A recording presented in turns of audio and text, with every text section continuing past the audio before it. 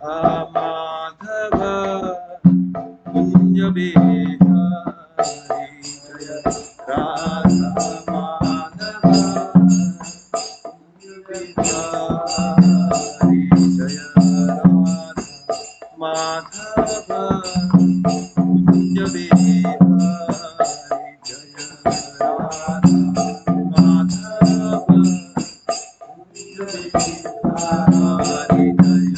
गोपीजना वल्लभ गिरिवरधारी जय गोपीजना वल्लभ गिरिवरधारी जय गोपीजना वल्लभ गिरिवरधारी जय गोपीजना वल्लभ गिरिवरधारी जशोदानंदन व्रज जनरंजन जशोदानंदन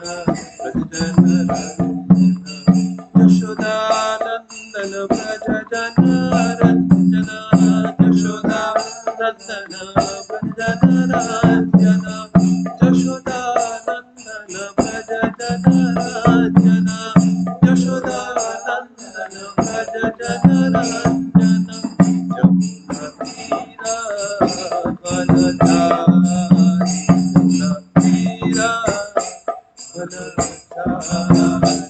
जमुना तीरा वनचारी जमुना तीरा वनचारी जमुना तीरा वनचारी जमुना तीरा वनचारी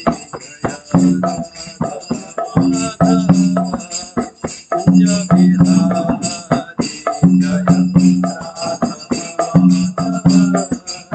कुंज बिहारी जय गोपीजना वल्लभ गिरिवरधारी जय गोपीजना वल्लभ गिरिवरधारी यशोदानंदन व्रज जनरंजन यशोदानंदन व्रज जनरंजन यशोदानंदन व्रज जनरंजन यशोदानंदन व्रज जनरंजन यमुना तीरा वनचारी यमुना तीरा वनचारी जय राधा माधव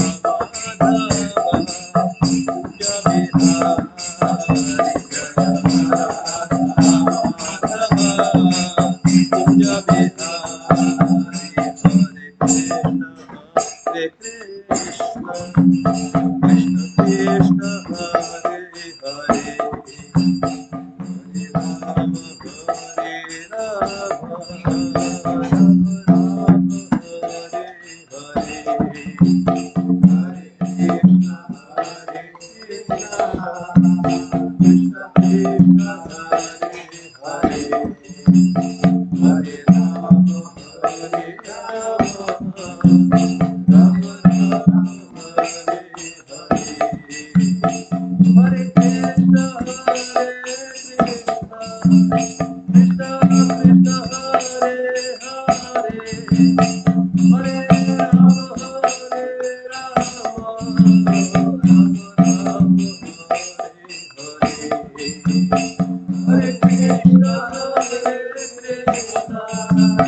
कृष्ण कृष्ण हरे हरे हरे राम राम राम हरे हरे हरे कृष्ण कृष्ण कृष्ण हरे हरे हरे राम राम राम हरे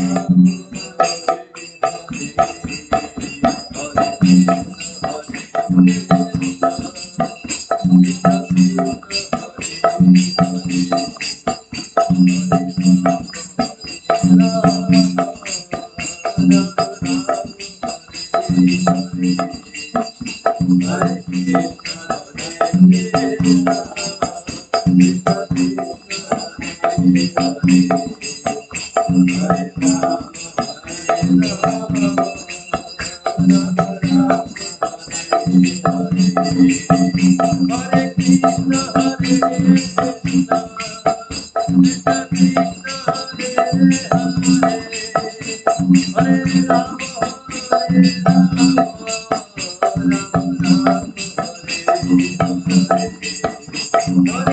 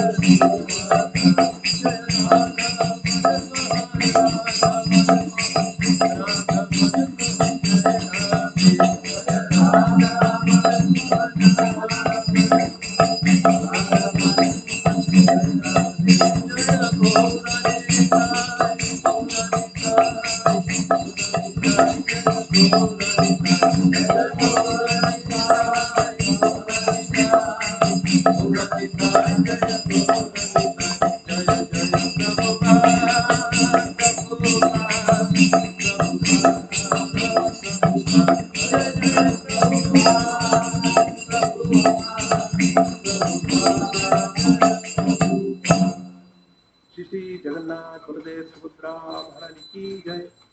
श्री श्री राधा मदन मोहन की जय। श्री श्री गोविंदाय की जय। जगत गुरु श्रील प्रभुपाद की जय। ग्रंथराज श्रीमद् भागवतम की जय। समस्त भक्त वृंद की जय। अनंत कोटि वैष्णव वृंद की जय।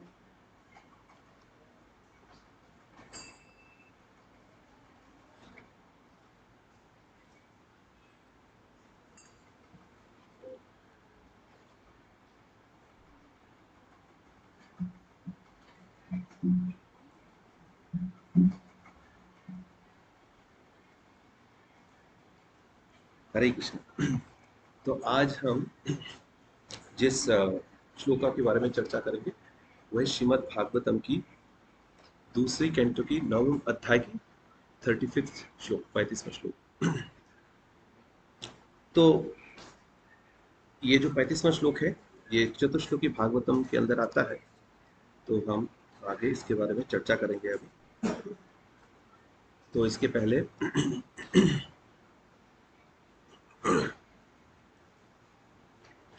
पहले श्लोका की उच्चारण करेंगे, उसके बाद हम शब्दार्थ तात्पर्य अनुवाद और तात्पर्य।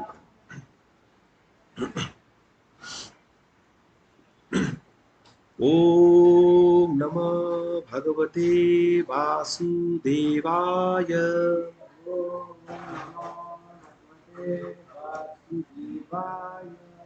ओम नमः भगवते वासुदेवाय।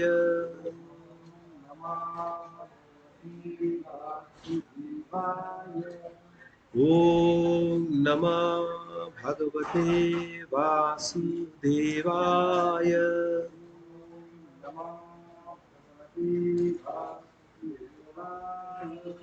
नारायणं नमस्कृत्य नरं चैव नरोत्तमं देवीं सरस्वतीं व्यासं ततो जयम् उदीरयेत्। नष्टप्रायेषु अभद्रेषु नित्यं भागवत सेवया भगवतिरुत्तमश्लोके भक्तिर्भवति नैस्तकी।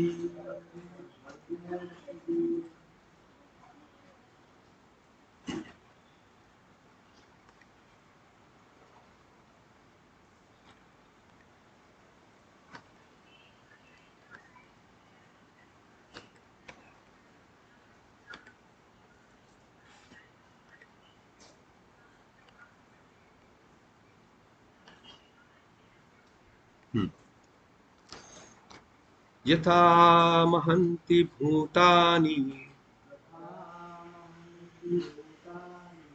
भूतेषु चावेशतनु प्रविशानि अप्रविशान्ति प्रविष्टानि अप्रविष्टानि तथा तेषु न तेष्वहम्। यथा महन्ति भूतानि भूतेषु चावेश अनु प्रविष्टानि अप्रविष्टानि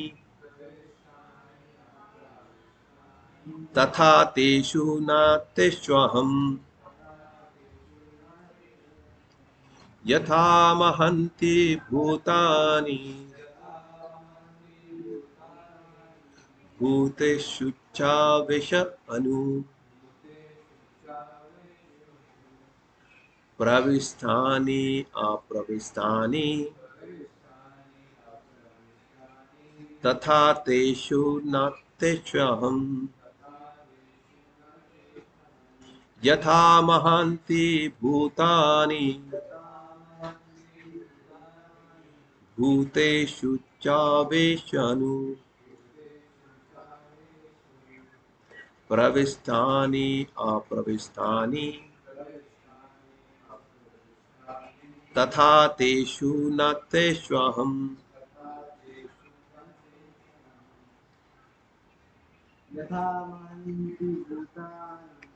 यथा महन्ति भूतानि भूतेषु चावेशनु प्रविष्टानि अप्रविष्टानि तथा तेषु नास्त्यहम् यथा महन्ति भूतानि भूतेषु चावेश अनु प्रविष्टानि अप्रविष्टानि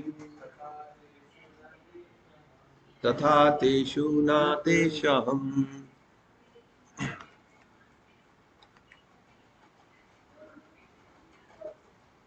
तो अभी हम शब्दार्थ पढ़ेंगे। पीछे पीछे आप दोहराइएगा।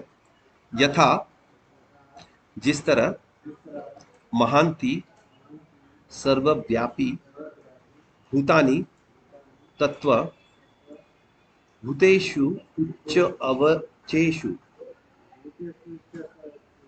लघु तथा विराट में,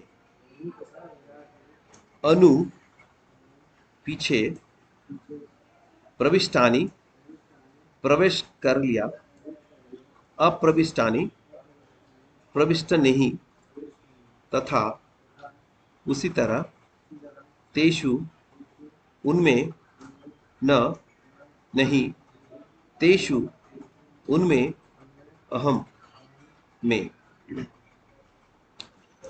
अनुवाद श्रील प्रभुपाद द्वारा। श्रील प्रभुपाद की जय।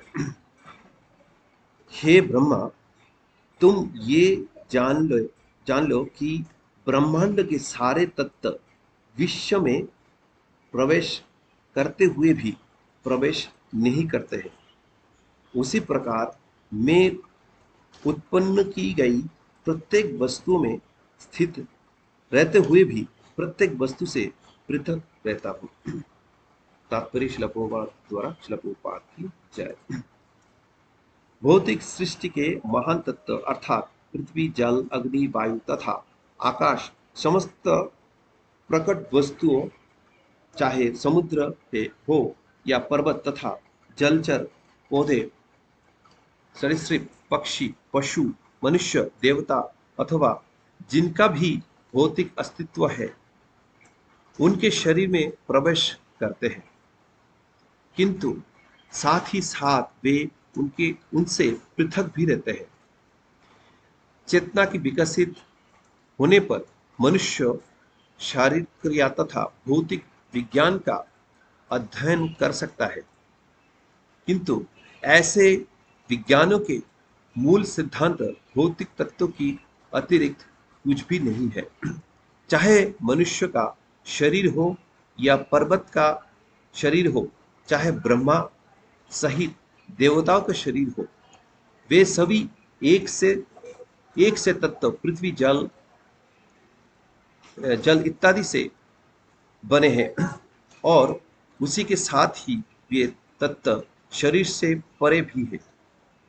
पहले तत्व की उत्पत्ति हुई, अतः वे शरीर की रचना में बाद में प्रविष्ट हुए, किंतु दोनों ही दशाओं में वे दोनों ही दशाओं में वे विश्व में प्रविष्ट हुए और नहीं भी प्रविष्ट हुए। इसी प्रकार परमेश्वर अपनी विभिन्न शक्तियां अंतरंग तथा बहिरंग सहित इस ब्रह्मांड की प्रत्येक वस्तुओं के भीतर स्थित है, और उसी के साथ साथ वे प्रत्येक वस्तु के बाहर वैकुंठ लोक में स्थित रहते हैं, जैसा कि पहले कहा जा चुका है। ब्रह्म संहिता में इसका वर्णन अति सुंदर ढंग से इस प्रकार मिलता है। आनंद चिन्मय रस प्रतिभाविताभिस्ताभिर्येव निज रूपतया कलाभि गोलोक एव निवसति अखिलात्मभूत गोविंदमादि पुरुषम तमहं भजामि। मैं उन आदि भगवान गोविंद की पूजा करता हूँ जो दिव्य अस्तित्व, ज्ञान तथा आनंद की अपनी अंतरंगी शक्ति के विस्तार से स्वयं में तथा अपनी विस्तारित रूपों में आनंद लेते हैं, और साथ ही वे सृष्टि के प्रत्येक परमाणु में भी प्रवेश करते हैं। उसी ब्रह्म संहिता में अनेक अंशों की इस विस्तार का और भी ठीक तरह से वर्णन हुआ है। एकांशोऽपि रचयितुं जगदण्डकोटि यच्छक्तिरस्ति जगदण्डछायादन्त अण्डन्तरस्थपरमाणुचयातरन्तस्थ गोविंदमादिपुरुषं तमहं भजामि। मैं उन आदि भगवान गोविंद का पूजा करता हूँ जो अपने एक पूर्ण अंश द्वारा प्रत्येक ब्रह्मांड तथा प्रत्येक परमाणु में प्रविष्ट होते हैं, और उस प्रकार समग्र भौतिक सृष्टि में अपनी अनंत शक्ति का असीम प्रकट करते हैं। निर्विशेषवादी कल्पना कर नहीं सकते हैं, और तो अनुभव सकते हैं कि परम ब्रह्म सर्वव्यापी है। इस प्रकार वे इस निष्कर्ष पर पहुंचते हैं कि उनकी साकार होने की कोई संभावना नहीं है। यदि श्री भगवान के दिव्य ज्ञान का रहस्य यही श्री भगवान के दिव्य ज्ञान का रहस्य है। ये रहस्य श्री भगवान का दिव्य प्रेम है, और जो श्री भगवान के इसी दिव्य प्रेम से पूरित होता है, वही प्रत्येक परमाणु तथा जड़ एवं चैतन्य पदार्थ में श्री भगवान की दर्शन कर सकता है। साथ ही वह श्री भगवान को उनके धाम गोलोक में अपने नित्य पार्षद जो उनके ही दिव्य विस्तार है, उनके साथ नित्य लीला करते देख सकता है। ये फर्स्ट आध्यात्मिक ज्ञान का वास्तविक रहस्य है। जैसा कि श्री भगवान ने प्रारंभ में कहा है, सरहस्यं तदंगम च। ये रहस्य परमेश्वर की ज्ञान का परम गुह्य भाग है, और उसे मानसिक तर्कवादी बौद्धिक व्यायाम द्वारा कभी भी प्राप्त नहीं कर सकते। ये रहस्य ब्रह्म संहिता में ब्रह्मा द्वारा बताई गई निम्नलिखित विधि से प्रकाश में आता है। प्रेमांजन चुरिता भक्ति विलचनेन संता सदैव हृदयेषु विलपयन्ति यं श्याम सुंदरम अचिंत गुण स्वरूपम गोविंदमादि पुरुषम तमहं भजामि। मैं उन आदि भगवान गोविंद की पूजा करता हूँ जिनका दर्शन शुद्ध भक्त अपनी आंखों में भगवत प्रेम रूपी अंजन लगाकर सदैव अपनी हृदय के भीतर करते हैं। ये गोविंद समस्त दिव्य गुणों से परिपूर्ण श्याम सुंदर स्वरूप है। अतः पूर्ण पुरुषोत्तम भगवान प्रत्येक परमाणु में स्थित होकर भी शुष्क चिंतकों के लिए अदृश्य बने रहते हैं, तो भी अ, शुद्ध भक्तों के नेत्रों के समक्ष सारा रहस्य खुल जाता है, क्योंकि उनके आंखों में प्रेमांजन जो लगा रहता है। ये भगवत प्रेम श्री भगवान की प्रेममयी दिव्य सेवा के अभ्यास से ही प्राप्त हो सकता है और किसी तरह नहीं। भक्त की इष्टि सामान्य नहीं होती। अ, वे भक्तिमय सेवा द्वारा परिष्कृत अ, परीक्षित हो जाती है। दूसरे शब्दों में, जिस प्रकार ब्रह्मांड के सारे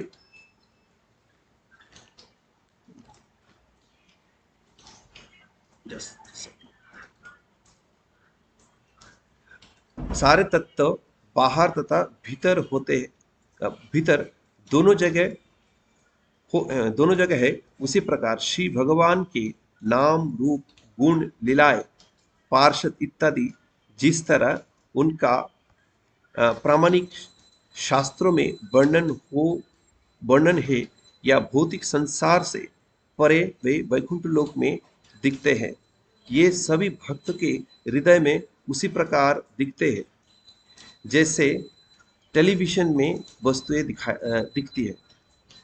अल्पज्ञानी पुरुष इसे नहीं समझ पाता, यद्यपि वह भौतिक विज्ञान के अंतर्गत टेलीविजन के द्वारा दूर दूर तक की वस्तुएं देख सकता है।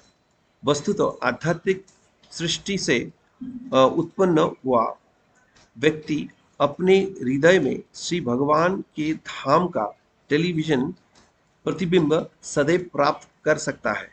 श्री भगवान के ज्ञान का यही रहस्य है। श्री भगवान प्रत्येक व्यक्ति को इस भौतिक संसार के बंधन से मुक्ति दिला सकते हैं, किंतु वे विरल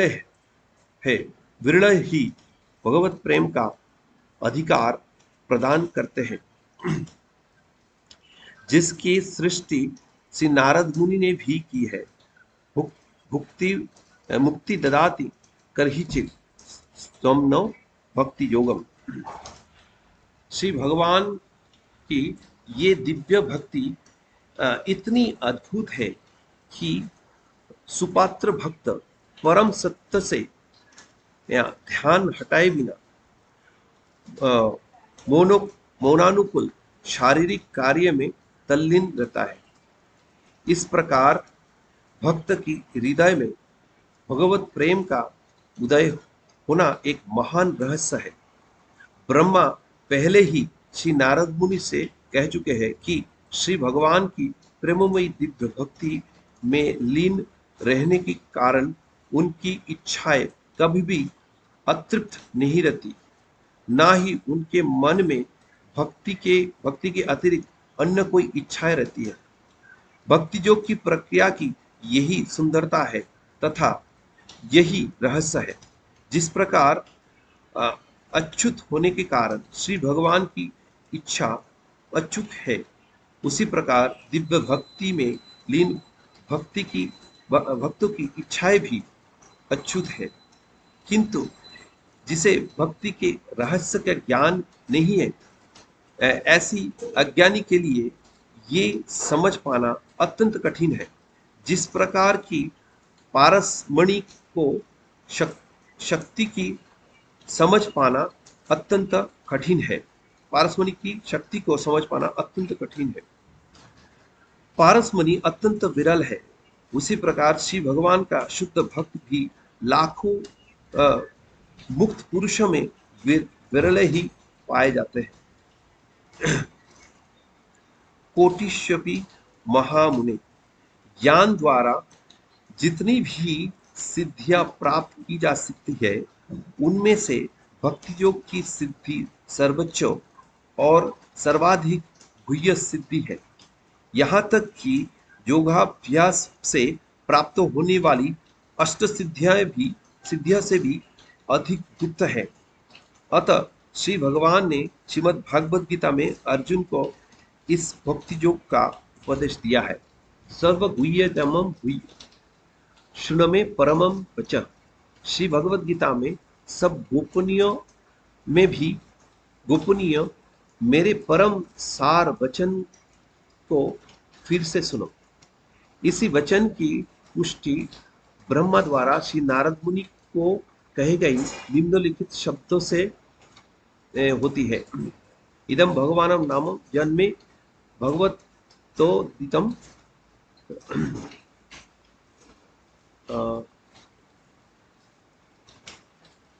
संघो हो य विमुतिना तमे तो दी लो पुरो।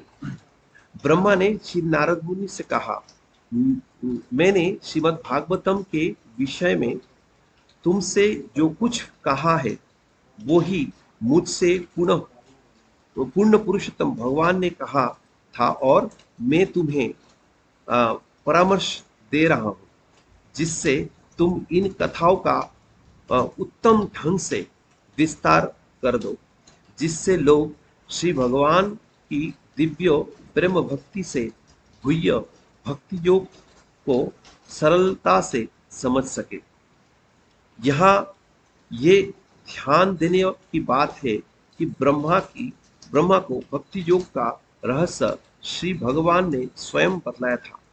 ब्रह्मा ने उसी रहस्य को श्री नारद मुनि ने उसे शिला व्यासदेव को, और शिला व्यासदेव ने शिला सुखदेव गोस्वामी को समझाया, और यही ज्ञान शुद्ध गुरु शिष्य परंपरा से अब तक चला आ रहा है। यदि कोई इतना भाग्यशाली है कि उसे गुरु शिष्य परंपरा का ये ज्ञान प्राप्त हो सके, तो वो श्री भगवान के रहस्य तथा उनके शब्दावतार श्रीमद् भागवतम के रहस्य को समझ सकता है।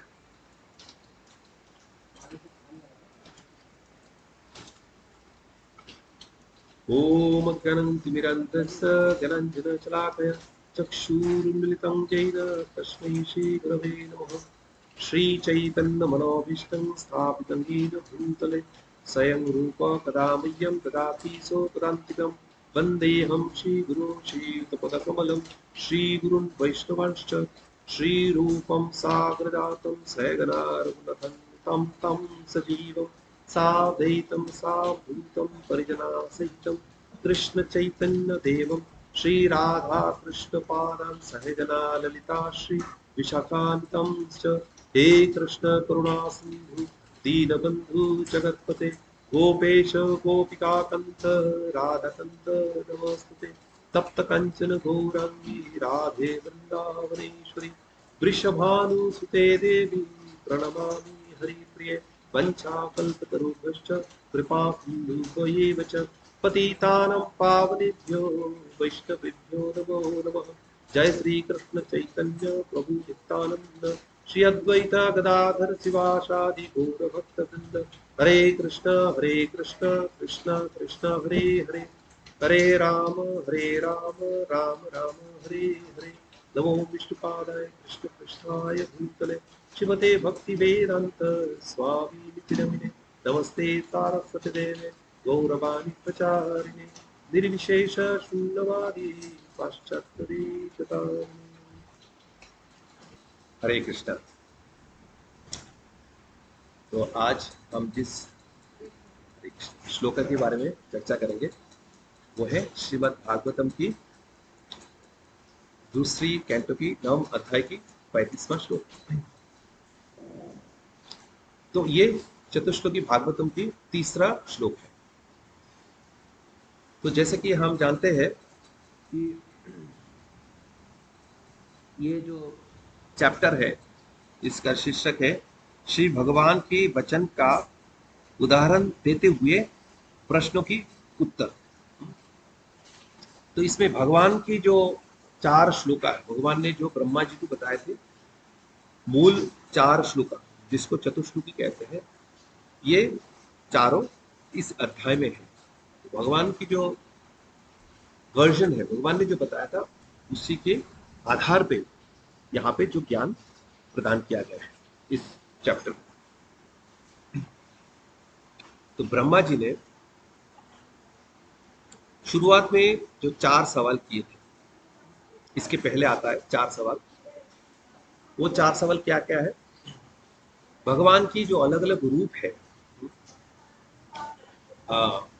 मैटर में और स्पिरिट में, ट्रांसेंडेंटल जो है, वो कौन कौन सी है। दूसरा जो सवाल किया था, भगवान की जो अलग अलग शक्तियां है वो कैसे काम है। और तीसरा, भगवान ये अलग अलग शक्ति के साथ कैसे क्रीड़ा करते हैं। और चौथा कि ब्रह्मा जी को वो कैसे इंस्ट्रक्ट करेंगे ताकि वो जो सेकेंडरी क्रिएशन ब्रह्मा जी को करना है उसमें उनको शक्ति मिले, प्रेरणा मिले। तो ये जो 4 सवाल है, इनके उत्तर इस अध्याय की 33, 34, 35 और 36 ये चारों श्लोकों में दिया गया है। तो इन्हें, इन 4 श्लोकों को चतुश्लोकी भागवतम कहते हैं। तो पहले श्लोक में जैसे भगवान ने बताया था कि ये सृष्टि की शुरुआत में मैं ही था और बीच में मैं ही विद्यमान हूं, अंत में मैं ही रहूंगा। भागवत गीता में भी ऐसे ही मैसेज मिलता है हमें। तो ये 33वें श्लोक में बोला है। और 34वें श्लोक पे उन्होंने बताया कि भगवान को छोड़ के बाकी और किसी वस्तुओं में अगर हमारा मन लगता है, उसमें कोई अर्थ नजर आता है, तो वो भगवान की इल्यूजरी एनर्जी है। उसके बाद हम आज की वर्ष में आते हैं, जिसमें ये बताया गया है कि जैसे हमारा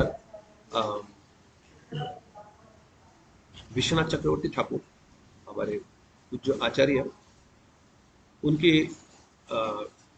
ट्रांसलेशन में ये बताते हैं, जिस प्रकार सभी तत्व सभी प्राणियों में प्रविष्ट रहते हैं और पृथक भी रहते हैं, उसी प्रकार जब मैं अपनी लीलाएं करता हूं तो भौतिक जगत से संबंधित लीलाओं में मैं पृथक रहता हूं और भक्तों से संबंधित लीलाओं में मैं आसक्त रहता हूं। तो जब हम ये सुनते हैं तब हमारे मन में एक भगवत गीता की वर्ष आता है। तो कौन सी वर्ष है? समहम सर्वभूतेषु न मे देशोऽस्ति न प्रिय ये भजन्ति तू मां भक्त्या मयि ते तेषु चाप्यहम्। तो शुरुआत की 2 जो वर्ड्स है, 2 लाइन है, उस पे भगवान की जो परमात्मा जो न्यूट्रल फीचर है उसके बारे में बताया गया। और बाद में भगवान की अपनी जो रूप है और भगवान की जो अपनी जो गुण है उसके बारे में बताया गया कि भगवान पार्शियल रहते हैं, अपने भक्तों की तरफ वो पार्शियल रहते हैं। तो यही चीज जो विश्वनाथ चक्रवर्ती ठाकुर जी के टीका में बताया गया है कि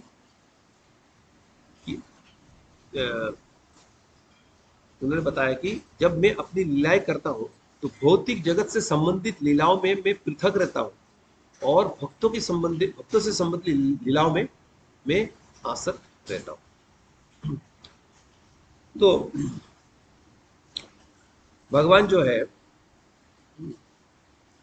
परमात्मा के रूप में कण कण में विद्यमान रहते हैं, कण कण में उनके बीच में भी विद्यमान रहते हैं, पर वो अलग भी रहते हैं, इससे अलग भी रहते हैं।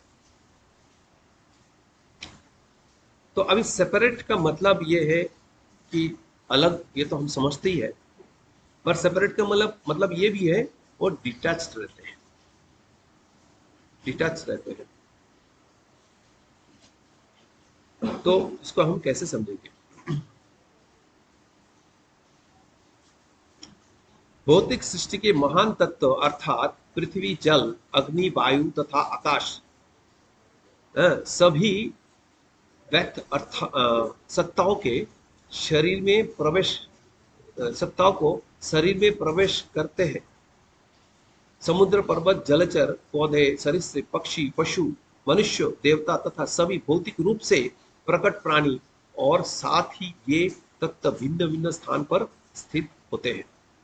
तो जैसे हम चारों तरफ देखते हैं कि भूमि, रापो, अनलो, वायु, हाँ, पृथ्वी है, जल है, अग्नि है, सब बाहर विद्यमान है एलिमेंट के रूप में, पर सारे शरीर के अंदर भी अवस्थित रहते हैं। 5 तत्व से बने हुए शरीर। अब उसको अलग तरीके से भी हम समझ सकते हैं। जैसे मौलिक पदार्थ होते हैं, जैसे अलग अलग एलिमेंट्स होता है केमिकल लेबोरेटरी में, जैसे हम बात करते हैं, और ये कॉम्बिनेशन के साथ कोई कंपाउंड भी तैयार होता है उसमें, है ना। जैसे हम पानी की बात करते हैं, उसमें हाइड्रोजन होते हैं, ऑक्सीजन होता है, और जब H2 होता है पानी, उसके अंदर हाइड्रोजन भी होता है, ऑक्सीजन भी होता है, पर ये बाहर भी विद्यमान होते हैं अलग से। तो उसी तरह से हमारे शरीर में सारे तत्व होते हैं, पर ये अलग से भी उनकी अ, स्थिति रहती है। तो हम जैसे सुनते हैं प्रधान, प्रकृति, महातत्व। प्रधान में सब इकट्ठा रहते हैं, अलग डिफरेंशिएटेड नहीं रहता है, अलग करना मुश्किल है। उसके बाद आकर प्रकृति, और आखिरी में महातत्व, जिसमें सब कुछ डिस्टिंक्ट रहते हैं, सब कुछ अलग अलग तरीके से सारे तत्वों को देखा जा सकता है। तो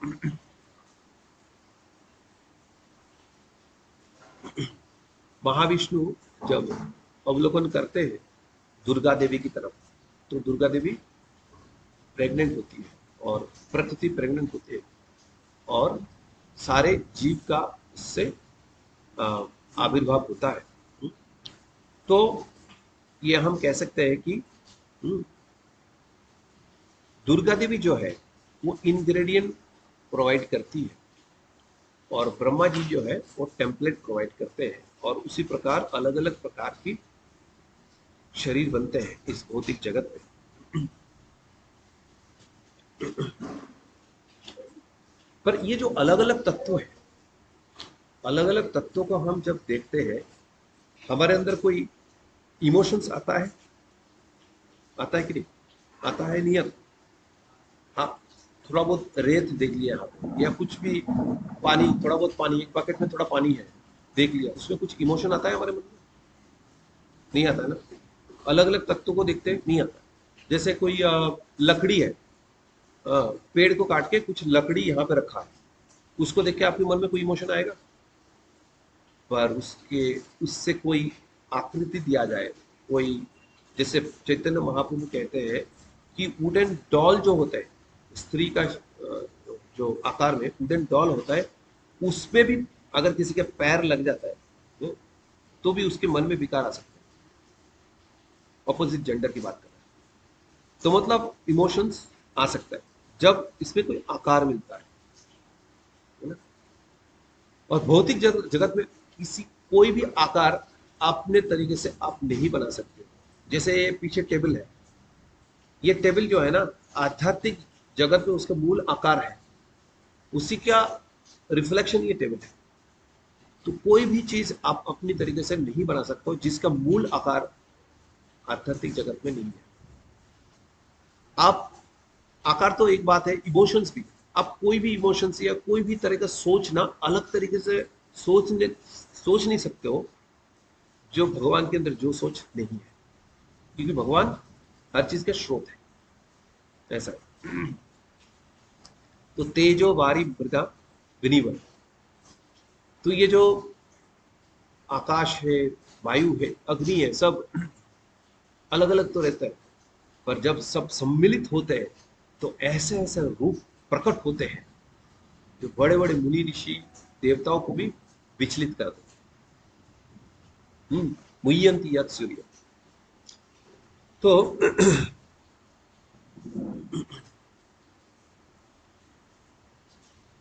मेटेरियल, जो मेटेरियल वैरायटी आता है, वो जो कंडीशन सोल है उसके मन में विकार लाता है, वो डिस्टर्ब हो जाता है, मेटेरियल वैरायटी देखते हैं। अगर कुछ भी ना हो, जैसे आप समझ लो बहुत लोगों का इकट्ठा समागम हुआ है, वहां अगर अंदर चले गए और सबको ऐसे देखने लगे, थोड़ा बहुत तो आप वैरायटी देखोगे, एक व्यक्ति दूसरा व्यक्ति से अलग है, इतना भी देख के आपके मन में थोड़ा बहुत विचलित भाव आ जाएगा। अगर कोई कंडीशन है, अगर कोई मुक्त जीव है तो अलग बात है। तो अलग अलग प्रकार की हमारे मन में आनंद लेने की इच्छा रहती है, और उसी के अनुसार हम कार्य करते हैं, उसी के अनुसार हम संग करते हैं, और उसी के अनुसार हमें कर्म मिलता है, और कर्म करते हैं, और उसी के अनुसार शरीर मिलता है। तो कारणम गुण संगस्य सदा सद योनि जन्मसु। जिस जिस प्रकार की आ, जो गुण के साथ हम संग करेंगे, उसी प्रकार से हमारा मति बनेगा, उसी हिसाब से कर्म करेंगे, उसी हिसाब से शरीर मिलेगा। पर कितना भी अलग अलग प्रकार की भिन्न भिन्न प्रकार की शरीर आकार क्यों ना बने, प्रलय के समय पे हर चीज का विनाश हो जाता है। जो हम अलग अलग व्यक्तियों के बारे में सुनते हैं, जैसे विदुर जी है, जो वो लोग शरीर छोड़े थे, अलग अलग प्रकार की, जैसे वायु वायु के साथ मिल गया, अग्नि अग्नि के साथ मिल गया, इस तरह से पंचतत्व में सारे विलीन करा देते हैं योगिक बल पे। और बाकी जो दूसरे जीव है कंडीशन सोल, उनका जब दाह किया जाता है, शव दाह किया जाता है, तब वही पंचतत्व भी दोबारा वापस चले जाते हैं। और जो भी अवशेष बचता है, मतलब अगर जो भूमि रापन वाला वायु जो बचता है, आखिर में वो भी प्रलय के साथ साथ आखिर में जाके प्रधान में मिल जाता है, तो सेपरेट कोई एग्जिस्टेंस नहीं रहता। मतलब वो जैसे प्रकृति है वो इटर्नल है, पर मैनिफेस्टेड नहीं रहता हमेशा, हमेशा हम देख नहीं सकते प्रकृति।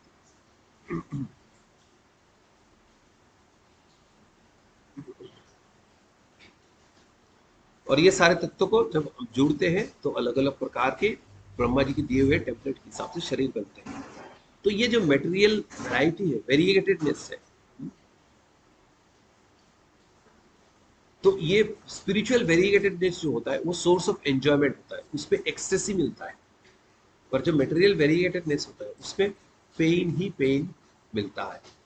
जैसे श्रीमद् भागवत में बताया गया कि कोई भी दो व्यक्ति अगर साथ साथ रहेगा ना, उनके बीच में मतभेद हो सकता है। पूरी तरह से शांत रहना है कि कोई मेरा बात को नहीं काटता, मेरे से किसी का अनबन नहीं होता है, तो किसी को अकेला ही रहना पड़ेगा। तो मटेरियल वैरायटी जो है वो पेन क्रिएट करता है, क्योंकि कोई भी दो व्यक्ति सेम नहीं है, कॉन्शियसनेस अलग है, सोच अलग है। तो वैसे जो सोल है उसके ऊपर कवरिंग्स है, सटल कवरिंग्स है, सूक्ष्म कवरिंग है, स्थूल कवरिंग है, जिसके चलते वो कंडीशन व्यक्ति की तरह और जीव की तरह वो बिहेव कर रहा है। पर सोल जो है प्योर है, भगवान की अंश है। तो उसी सोल को ये कवरिंग से अलग करना है। ये जो बेस कॉन्शियसनेस है, स्पेशली लोअर कॉन्शियसनेस है, mode of ignorance and mode of passion, तमोगुण रजोगुण से हमें ऊपर जाना है, ये कवरिंग से बाहर आना है। तो जब हमारे अंदर गुण अलग अलग गुण होता है तो क्या होता है, गति क्या होता है, ऊर्ध्वम गच्छन्ति सत्तस्थ, मध्य तिष्ठन्ति रजस, जघन्य गुण वृत्तिस्थ, अधो गच्छन्ति तमस। जब तक हम तीन गुण के अंडर में रहेंगे तो उसी हिसाब से हमें गति मिलेगी। पर ये जो ऊर्ध्व गति मिलता है हमें सतगुण, वो मिक्स्ड सतगुण होगा तो भी हमें स्वर्गलोक या उसके ऊपर मिलेगा गति। पर हमें भगवत धाम वापस जाना है, तो इसके लिए हमें हमारे हृदय प्योर होना पड़ेगा, शुद्ध होना पड़ेगा।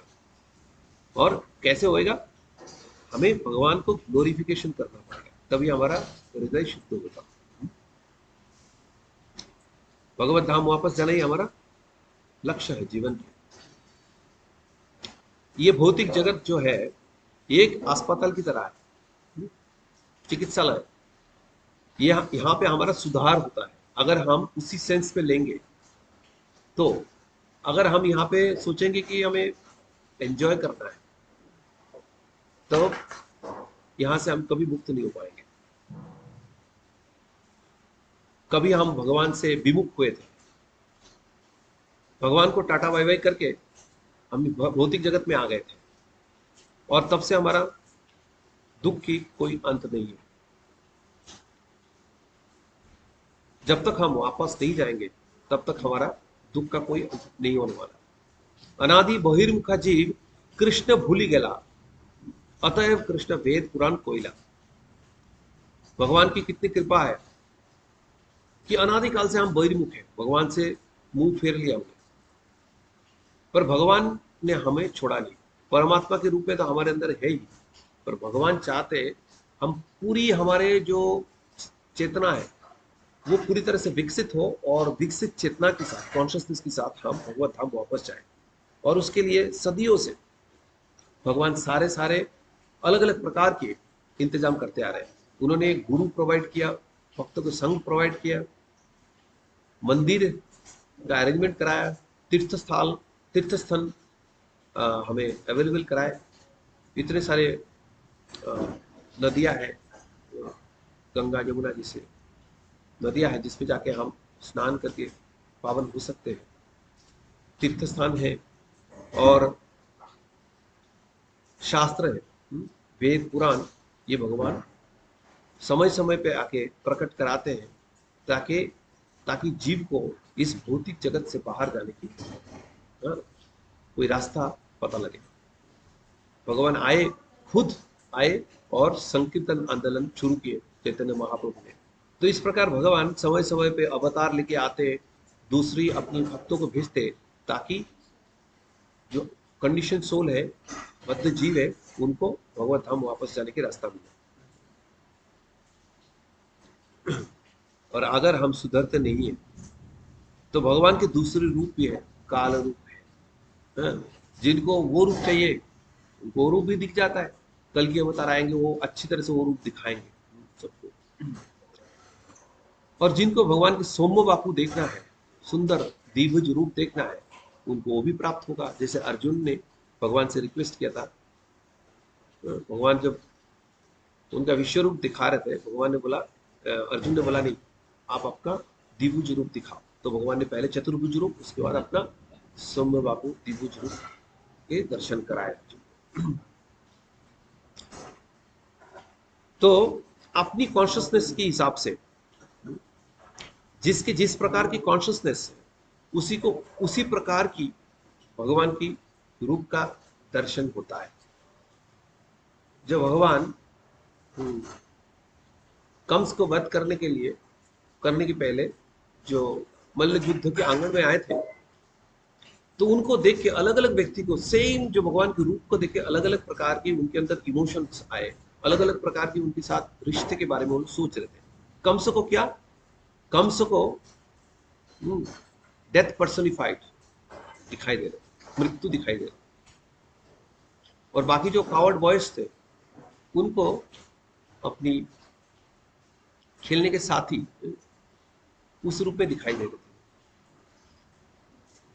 मदर यशोदा जैसे और भी एल्डरली गोपीज थे, उनको दिखाई दिया कि ये तो कृष्ण है, हमारे बालक है, उसी स्नेह के रूप में उनको दिखाई दिया।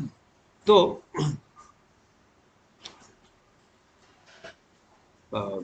ये जो अलग अलग रूप है, भौतिक जगत की जो अलग अलग वैरायटी है, उससे डिवोटी जो है ना विचलित नहीं होते। क्योंकि आज अगर कोई बहुत सुंदर दिखते हैं तो काल उनका सुंदरता चला जाता है। तो ये बहुत टेम्पररी है। जो भक्त होते हैं, भक्त के मन में ये मैटर और स्पिरिट का ज्ञान बहुत प्रकट होता है, प्रबल होता है।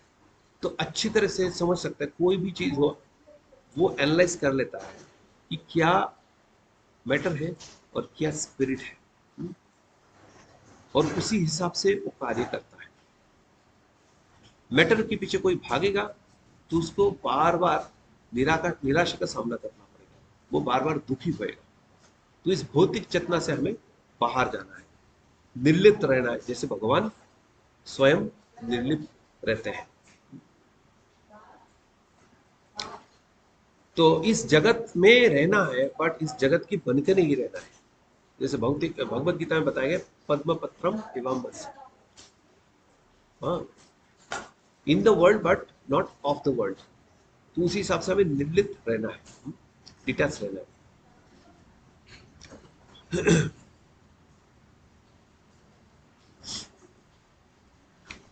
तो अलग अलग उसके विचारधारा है, किस तरह से हम डिटैच रहेंगे। भौतिक जगत में भगवान ने अलग अलग वेरिएशन दिया है, लोगों की विचारधारा में वेरिएशन दिया है, तो हमें उसको सम्मान करना पड़ेगा, और उससे अटैच भी नहीं होना है। हाँ, जो किसी चीज से जैसे राग द्वेष है, राग मतलब अटैच हो जाना, वो भी गलत है। द्वेष मतलब, हाँ, उससे निगेटिव तरीके से अटैच हो जाना, वो भी एक तरह से अटैचमेंट है। देश भी एक तरह से अटैचमेंट है, तो उससे दोनों से हमें दूर रहना है। तो अभी जिस व्यक्ति का चेतना पूरी तरह से आध्यात्मिक रूप से विकसित नहीं है, पर हो सकता है भौतिक रूप से उसको अच्छा चेतना मिल गया, तो उसमें क्या होगा, बड़े बड़े साइंटिस्ट वगैरह ऐसे लोग मिलेंगे, माया या अपहृत ज्ञान जो है ना, उनके अंदर ऐसे शक्तियां हो सकते हैं कि वो छोटे से छोटे वस्तु को देख पाए, बहुत सारे अणु को काउंट कर पाए, गिन पाए, ये सब कुछ हो सकता है। बट ये ज्ञान संपूर्ण ज्ञान नहीं है, क्योंकि जब तक वो भगवान की भगवान से संबंधित ज्ञान प्राप्त नहीं करेंगे, ये सारे वस्तुओं के साथ सुपर सोल के कनेक्शन नहीं समझ पाएंगे, तब तक वो ज्ञान अधूरा है। इस ज्ञान से भगवत प्राप्ति नहीं हो सकता है। इसलिए प्रभुपाद जैसे गए थे अमेरिकन यूनिवर्सिटी में जाके, जब वो देख रहे थे बाकी भक्त लोग और बाकी जो अधिकारी लोग थे, तो उन लोग अलग अलग डिपार्टमेंट बता रहे थे, department of physics, department of chemistry, like that, अलग अलग डिपार्टमेंट दिखा रहे थे। तो प्रभुपाद पूछते हैं कि स्पिरिचुअल साइंस सीखने के लिए कौन सी डिपार्टमेंट है, आध्यात्मिक ज्ञान के लिए आपके पास डिपार्टमेंट कहाँ है? तो किसी के पास कोई जवाब नहीं। तो यही सही ज्ञान है, आध्यात्मिक ज्ञान होना आवश्यक है, क्योंकि हम सोल है, और सोल को जो नरिशमेंट मिलता है वो आध्यात्मिक ज्ञान से मिलता है। और जब तक हमें वो ज्ञान प्राप्त नहीं होगा, हमें शांति नहीं प्राप्त हो सकता है, हमें भगवत प्राप्ति भी नहीं हो सकता है। तो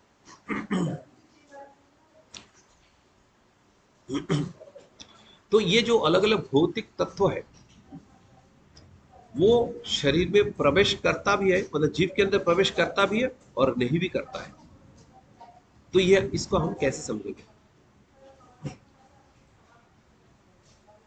तो लिविंग एंटिटी, ये जो सोल सोल जो है, वो सोल मैटर को टच नहीं करता, तो ये मैटर सोल के अंदर प्रवेश नहीं कर सकता है।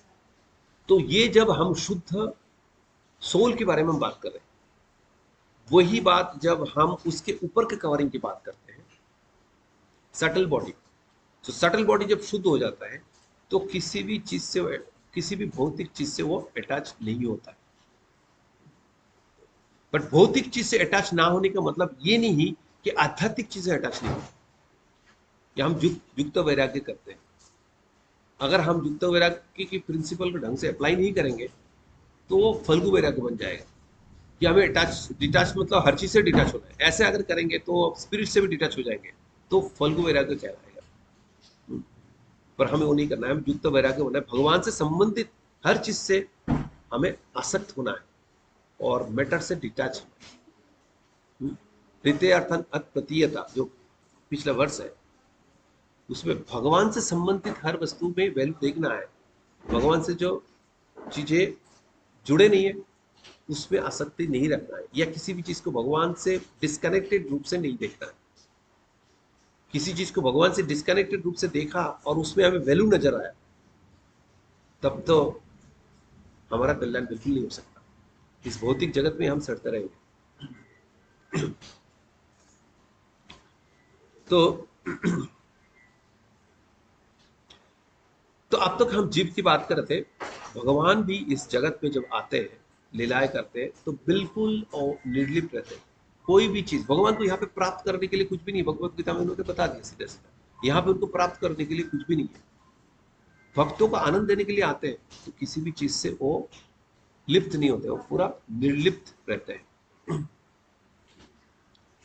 इस जगत में आते हैं और पूरा एलुफ रहते हैं, पूरी तरह से वो डिटैच रहते हैं।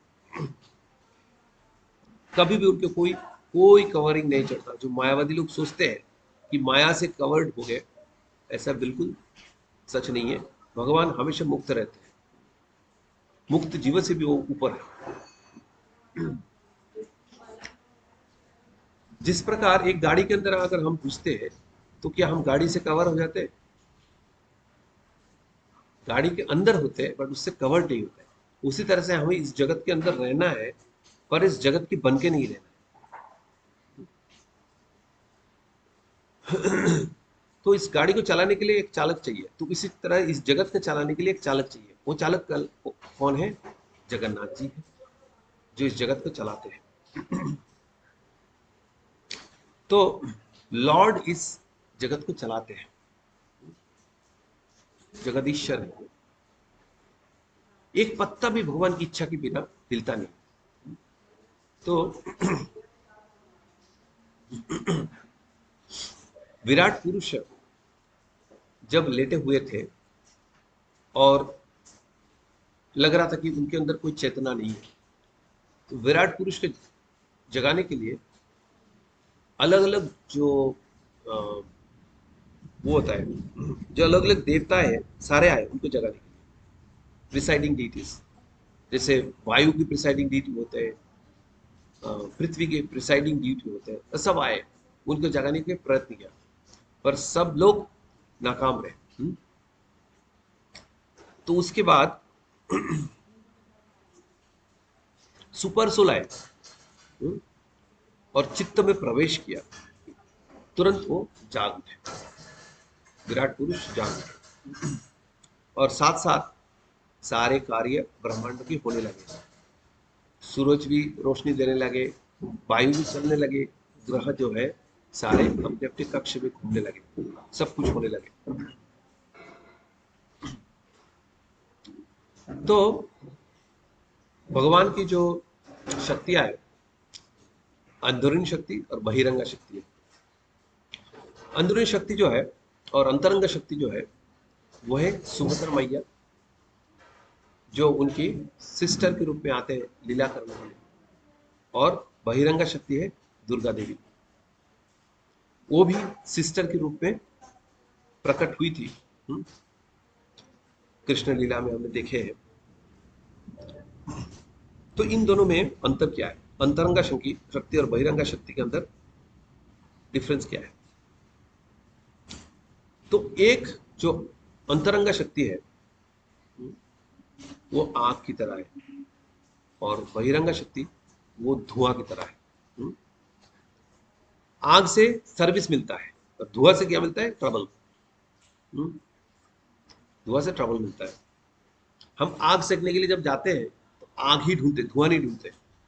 धुआं अगर निकलता है तो वहां से दूर भाग आते हैं, ट्रबल मिलता है हमें। तो लाद तप करी मिश्र, तो प्लेजर मिलता है हमें, पेन मिलता है, और कभी कभी मिक्सचर मिलता है। कभी कभी हमें आनंद मिलता है, कभी कभी दुख मिलता है, और कभी कभी इस जगत में हमें दोनों का मिक्सचर मिलता है। और कभी कभी मिक्सचर तो ऐसे आते हैं, पहले आनंद मिलता है, अंत में जाके दुख मिलता है, ज्यादातर ऐसे ही है। बट भगवान उससे ऊपर है।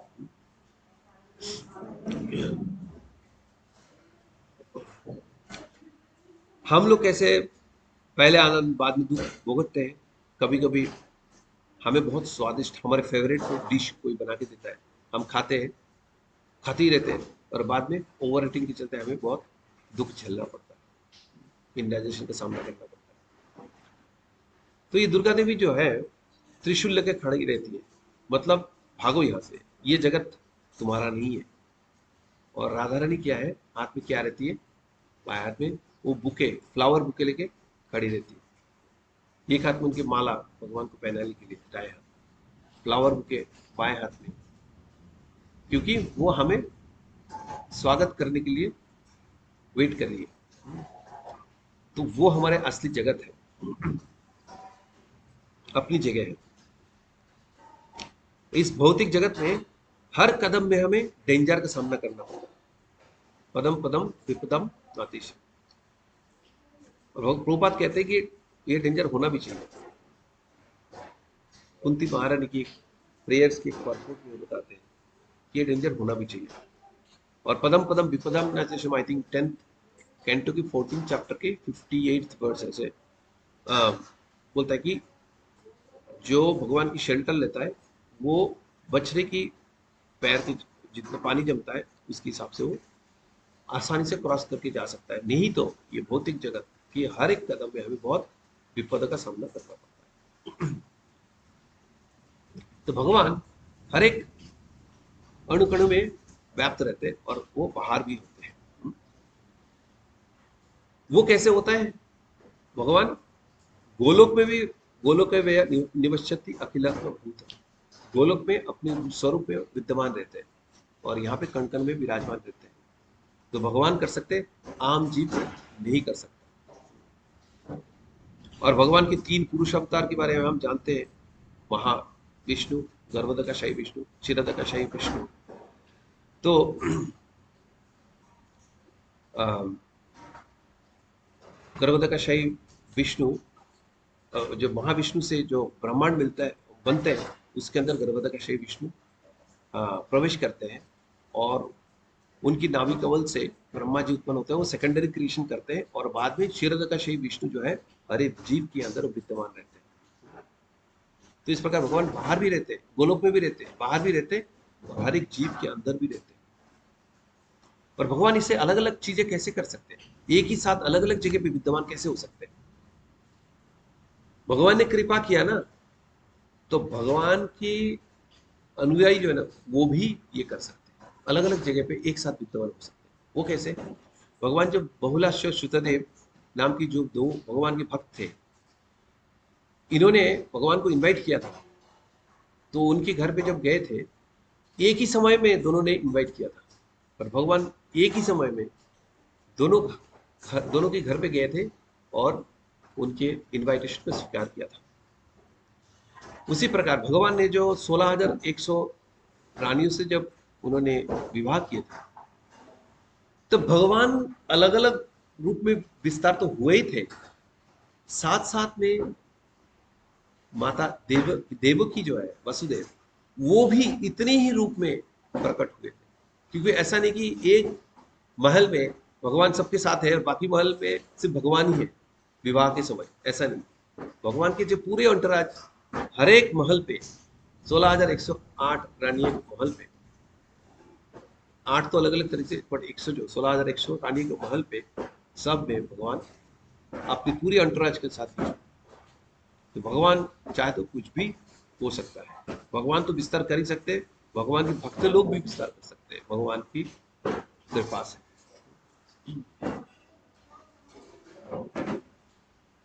तो क्षीरोदकशाही विष्णु हर एक जीव के अंदर प्रवेश करते हैं। हमने देखा था आनंद चिन्मय रस प्रतिभाति भाविस्ताविर एव निज रूपतया कलाभि गोलोकैव निपश्यति अखिलात्म भूत गोविंदमादि पुरुषम तमहम भजामि। तो भगवान गोलोक में भी विद्यमान है और हर एक अण कणु के अंदर भी विद्यमान है। तो भगवान जब प्रवेश करते हैं तो उससे वो अफेक्टेड नहीं होते। तो थोड़ा स्किप कर रहे हैं, जो समय हो गया अभी। तो भगवान को किस प्रकार कोई देख सकता है? अगर भगवान हर जगह पे विद्यमान है तो ये बताया गया, प्रेमंजन चुरिता भक्ति विलोचने संत सदैव हृदयेषु विलकायन्त श्याम श्याम सुंदरम चिंत गुणो स्वरूपम गोविंदम आदि पुरुषम तमहम भजामि। सो प्रेम की ओइनमेंट लगा के प्रेमंजन चरित, तो वो प्रेमांजन चरित होने से भक्ति के लेप लगाए हुए आंखों पे, तभी वो भगवान को देख सकता है। भगवान की गोलोक में भी जो लीला हो रहा है यहाँ बैठ के वो देख सकते हैं, अनुभव कर सकते हैं, देख सकते हैं, और हर चीज में उनको भगवान ही दिखाई देता है। तो आम लोगों को भगवान हर जगह पे नहीं दिखाई देते, पर जो ऐसे भक्त हैं, परम भक्त हैं, उनको भगवान हर जगह पे दिखाई देता है। भगवान के नाम रूप गुण लीला सब कुछ टेलीविजन की तरह उनकी हृदय में, परम भक्त के हृदय में प्रकट हो जाते हैं। तो भगवान के जो गुण की बात करें, भगवान को निर्गुण बोलते हैं, मतलब भगवान की कोई भौतिक गुण नहीं है। जब हम सगुण बोलते हैं तो मतलब भगवान के अंदर सारे आध्यात्मिक गुण विद्यमान है। तो इस तरह से सगुण और निर्गुण को समझते हैं। मायावादी लोग उसका उल्टा अर्थ निकालते हैं कि उनके अंदर कोई गुण है ही नहीं, तो निर्गुण भगवान है, मतलब निर्विशेषवादी उसी से मतलब निकालते हैं, उनका कोई शरीर नहीं है, उनका कोई पर्सनैलिटी नहीं है, इस तरह से सोचते हैं। बट ये बिल्कुल गलत है।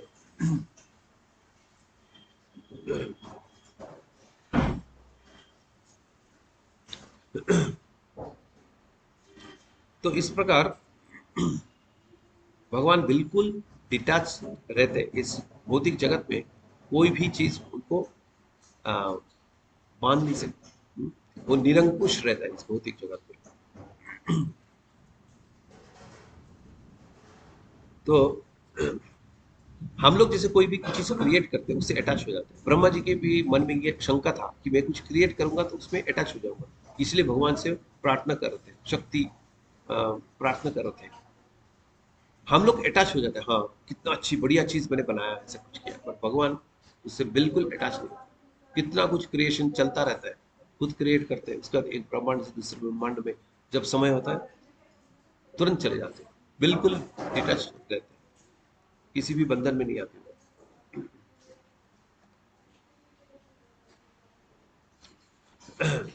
भगवान एक बहुत बड़ा मोरलिस्ट की तरह प्रतीत होना नहीं चाहते थे, इसलिए कभी कभी अपना वचन भी तोड़ देते थे, क्योंकि अहम भक्त पराधीन, भक्त के पराधीन हो, प्रेम से बांध जाते, और प्रेम के चलते कोई भी नियम तोड़ सकते, उनको कोई फर्क नहीं पड़ता। He is totally detached.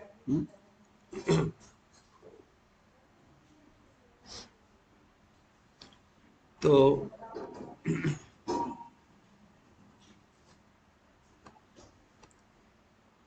भगवान के जो भक्त होते हैं भगवान से बिल्कुल कनेक्टेड रहते हैं, भगवान की इच्छाओं के अनुसार कार्य करते हैं।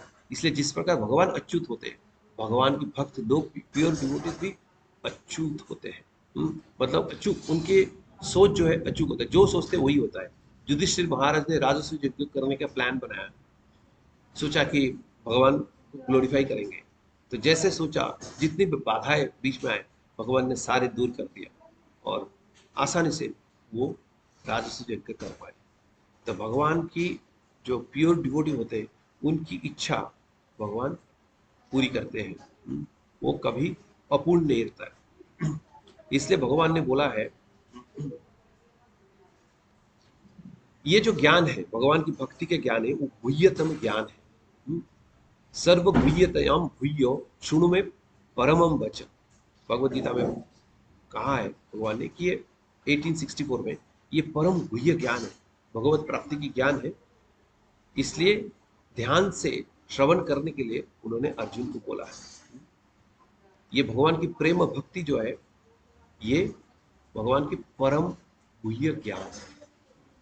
ये आम व्यक्ति को पता नहीं लगता, भगवान की भक्त लोगों को ये ज्ञान प्राप्त होता है। तो जब परम भक्त होता है उनको भगवान शुद्ध भक्ति देते हैं, नहीं तो मिश्र भक्ति मिलता है, शुरुआत में मिश्र भक्ति मिलता है, पर ये विरल है। जो शुद्ध भक्ति मिलना ये बहुत विरल है, भगवान बहुत गिने चुने लोगों को शुद्ध भक्ति देते हैं, इसलिए शुद्ध भक्त हमें बहुत कम देखने को मिलता है। पर जैसे शुद्ध भक्त चाहते हैं वैसे उनका मनोकामना पूर्ण होता है, क्योंकि वो भगवान से कनेक्टेड रहते हैं और भगवान की इच्छाओं के अनुसार कार्य करते हैं।